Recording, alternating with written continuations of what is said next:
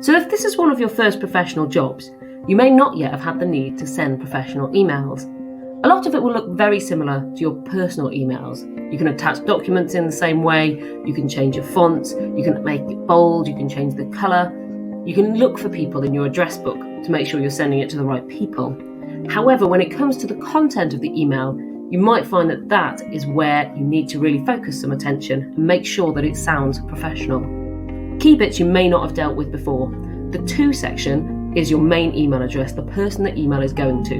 The CC is anybody you want to copy that message to, somebody you might need to know about the content. And then the BC is a blind copy. If there's somebody that you want to keep informed of what you're sending, but you don't want the person you're sending the main email to be aware that you're copying them in, that's when you use a blind copy.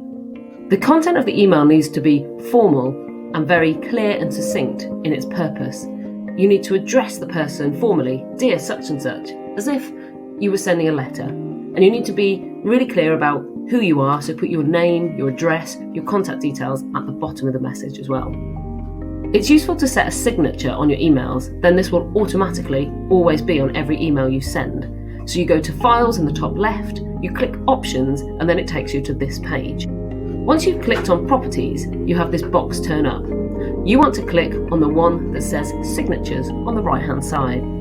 That will then bring up this page, where you can create essentially a business card that will go at the end of every email. A lot of employers now like you to use electronic calendars to manage your time, and so you can share your calendar with them to show them what you're doing when. This section here is at the bottom of your email system on the left hand side. You click on the blue highlighted section you can see here, and that will bring up your calendar. At the top of your calendar you will then see this bar, which gives you all the different options of things you can do. So you can set appointments for yourself in your calendar, you can set meetings with other people and include them, you can set meetings through either Skype or Teams, you can share your calendar from this area as well. The final point to highlight is the need to ensure that your spelling and grammar are absolutely spot on before you send the email.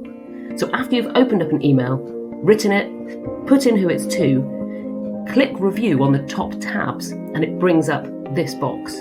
You simply click on Spelling and Grammar and it will highlight any issues that might need addressing and give you options for how you can correct them. Hopefully that's given you a few things to think about and help you on your professional journey. Good luck in the rest of your job on Kickstart.